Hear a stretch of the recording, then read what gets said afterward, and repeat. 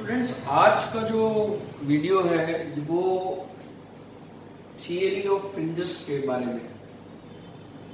Fringe क्या है, ठीक है।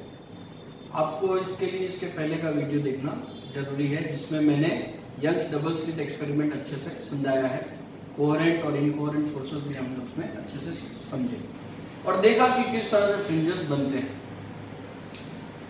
तो वो जो फ्रिंज बन रहा है, जो डार्क फ्रिंज और ब्राइट फ्रिंज बन रहे हैं, वो कौन सी पोजीशन पे कैसा टाइप का बनेगा, डार्क बनेगा या ब्राइट बनेगा, वो पोजीशन क्या होनी चाहिए, या थर्ड ब्राइट फ्रिंज चाहिए हमें तो कितना दूर बनेगा सेंटर से, स्क्रीन के सेंटर से, ये सब मैथमेटिकल कैलकुलेशंस हम इस थियरी ऑफ फ्रिंजेस में करने वाले हैं। और ये देखेंगे कि स्क्रीन्स में कितना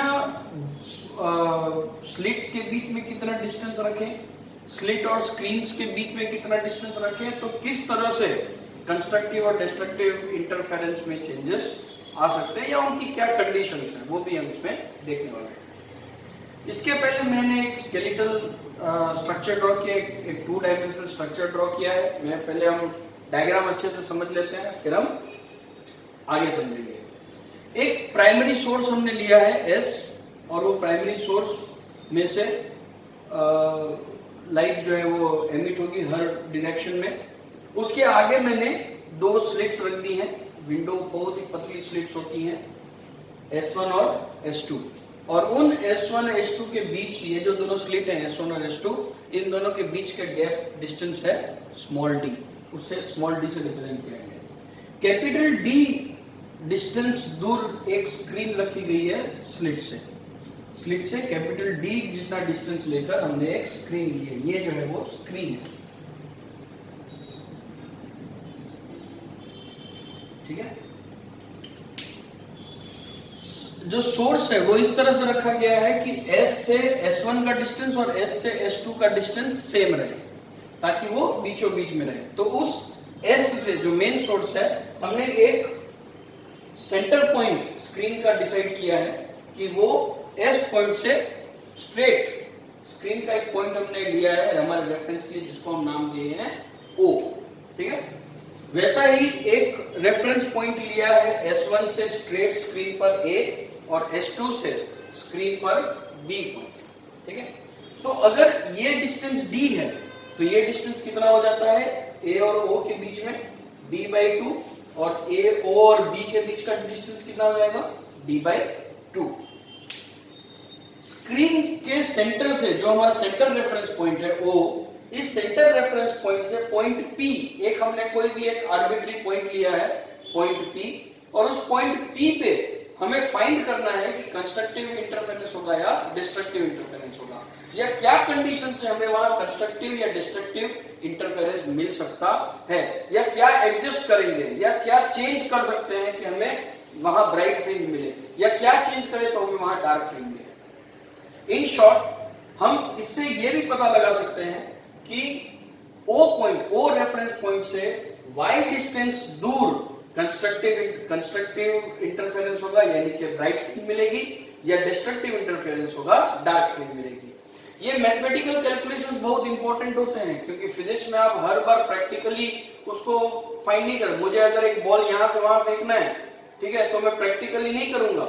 मुझे अगर किसी गन कैनन से शूट करना है तो हम उसे कैलकुलेट करेंगे, तब जाके वो वहां गिरेगा। जैसे मिसाइल, हम ऐसी कोई भी आर्बिट्री किसी भी जगह पे किसी भी देश में मिसाइल नहीं लॉन्च कर सकते टेस्टिंग के लिए, ठीक है। अब कहीं और गिरा तो विल बी इन प्रॉब्लम।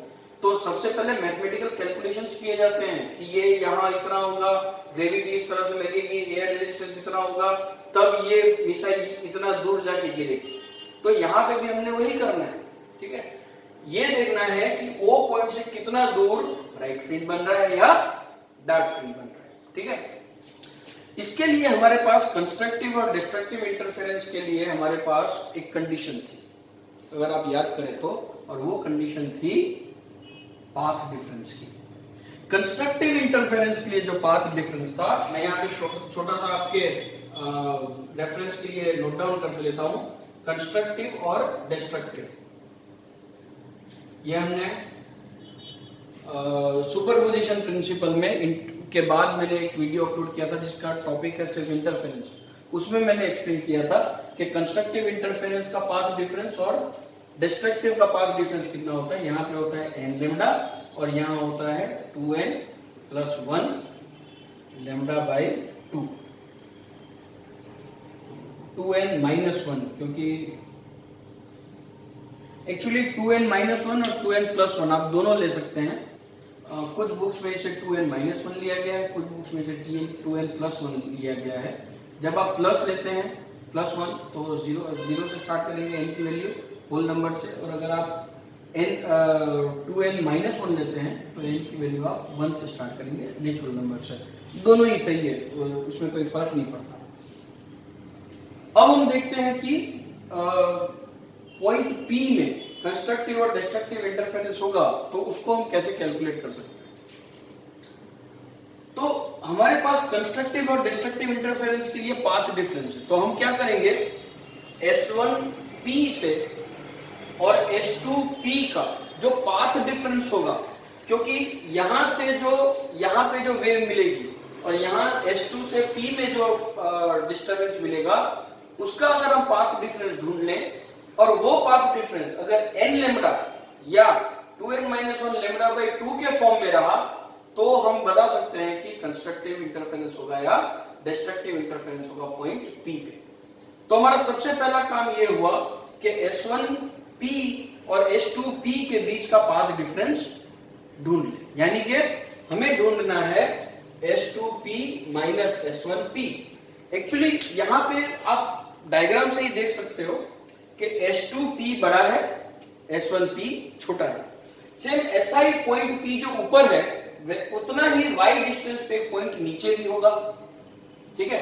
तब S1P बड़ा हो जाएगा, S2P छोटा हो जाएगा, ठीक है। इसलिए आप S2P माइनस S1P कर रहे हैं या S1P माइनस S2P करें, पॉइंट नीचे होगा तो S1P माइनस S2P करना पड़ेगा, और अगर पॉइंट ऊपर होगा तो S2P माइनस S1P करना पड़ेगा। इसलिए हम अभी ये लेते हैं। अब ये पाथ डिफरेंस फाइंड करने के लिए पाथ डिफरेंस को हम डेल्टा x से रिप्रेजेंट करते हैं। अब ये पाथ डिफरेंस कैसे कैलकुलेट करें, ठीक है। अच्छा, अब ये जो कैलकुलेशन होनी चाहिए वो होनी चाहिए सिर्फ और सिर्फ d, स्मॉल d और y के टर्म्स में, क्योंकि वो ऐसी क्वांटिटीज हैं जो हम इजीली मेजर कर सकते हैं, ठीक है। लेमडा आप इजीली मेजर नहीं कर सकते, ठीक है।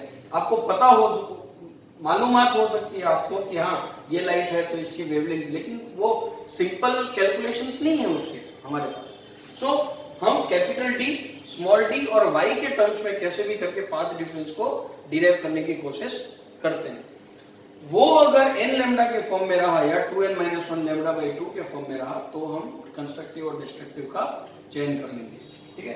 तो अब जो हमारा रोल है वो है S2P माइनस S1P। इसके लिए देखते हैं किस तरह से आगे बढ़ना है। इतना इजी नहीं है, हालांकि कुछ मैथमेटिकल स्टेप्स स्टार्टिंग के थोड़े से डिफिकल्ट है, बाद में बहुत ही इजी हो जाएगा। तो देख लेते हैं कि ये किस तरह से काम करेगा। S2P माइनस S1P ढूंढना है आपको। इसके लिए क्या हम ऐसा कर सकते हैं कि पहले हम S2P ही ढूंढ लें और S1P ढूंढ लेते हैं, ठीक है। तो S2P is equal to S2P is equal to, देखिए ये ट्राइंगल है S2PB, S2PB ट्राइंगल में S2P square is equal to y plus d by 2, y plus, या ऐसा लिख सकते हैं हम PB square plus S2B square, ठीक है। अब PO y है तो PB y प्लस d होगा, y प्लस d बाई 2, तो उसको हम यहां रख देंगे y plus d by 2 whole square plus S2B जो है वो कैपिटल D है, S2B कैपिटल D है, D ले लिया, is equal to y square plus d square by 4 plus d by 2 y d by 2 plus d square a plus b whole square की identity is equal to y square plus ये 2 और 2 cut हो जाएगा, d square plus 4 D क्योंकि बहुत ही छोटा होता है, S1 और S2 के बीच में मुश्किल से एक 0.5 सेंटीमीटर या 1 सेंटीमीटर का गैप होता है, तो ये D वैसे भी बहुत छोटी क्वांटिटी है और उसका स्क्वायर करें तो और भी छोटा हो जाएगा, है ना। जैसे 0.1 का स्क्वायर करो तो 0.01 हो जाता है, उस तरह से। तो ये और तो इस क्वांटिटी को हम निग्लेक्ट कर देंगे, तो ये हो जाएगा YD प्लस D स्क्वायर, ठीक है।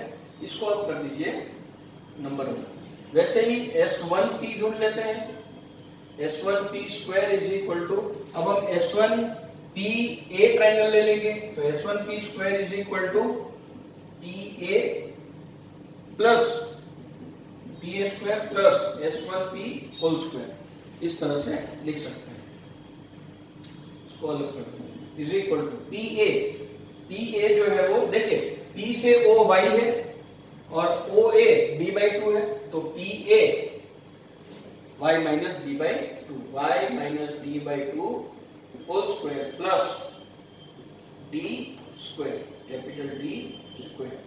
तो ये हो जाएगा y square plus D square by 4 minus 2y D/2 plus D square, 2 और 2 कट।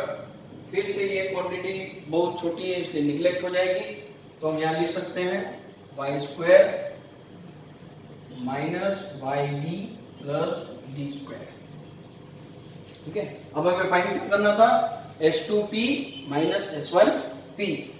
इस डायग्राम को मैं दिखा देता हूं।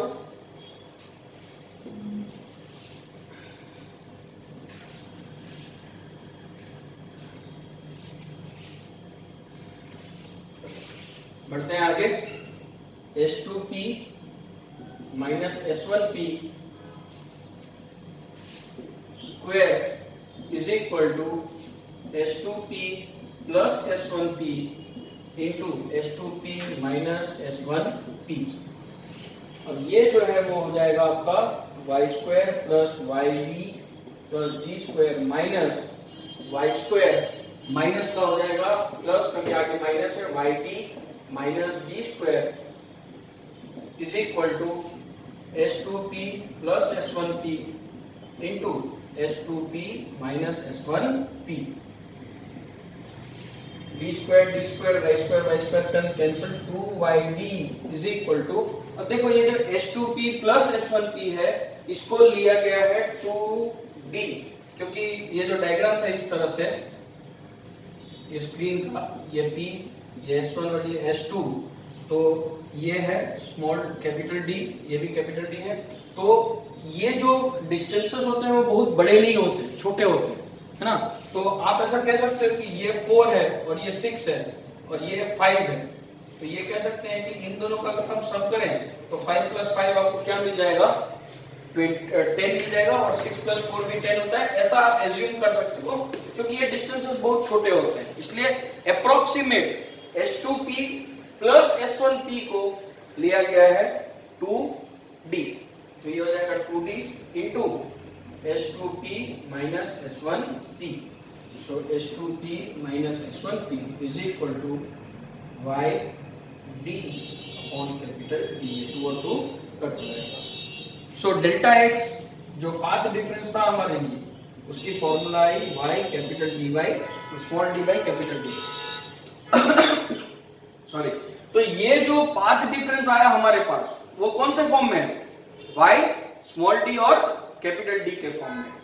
तो अब हमें y की वैल्यू अगर ढूंढनी हो तो हमारे लिए कोई बड़ी बात नहीं होगी। तो अब हम क्या करेंगे, जो कंस्ट्रक्टिव और डिस्ट्रक्टिव इंटरफेरेंस की जो कंडीशन थी डेल्टा x की, उसके साथ डेल्टा x को कंपेयर करके y की वैल्यू निकाल लेंगे, जिससे ये पता चले कि y O पॉइंट से कितनी दूरी पर आपको कंस्ट्रक्टिव और डिस्ट्रक्टिव इंटरफेरेंस मिल सकती है और कौन से नंबर की फ्रिंज मिलेगी, ये भी इंपॉर्टेंट है, ठीक है। तो इसको भी मैं मिटा देता हूं। अब हम बढ़ते हैं आगे फ्रिंज की कंडीशंस के लिए, कि constructive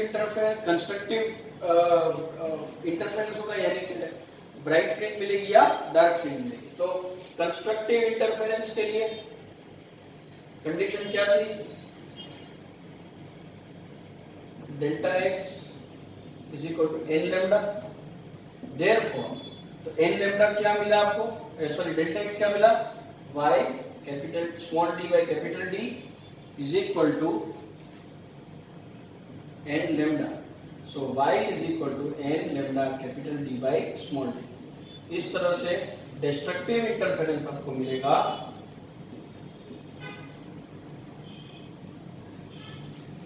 delta x is equal to 2n minus 1 lambda by 2।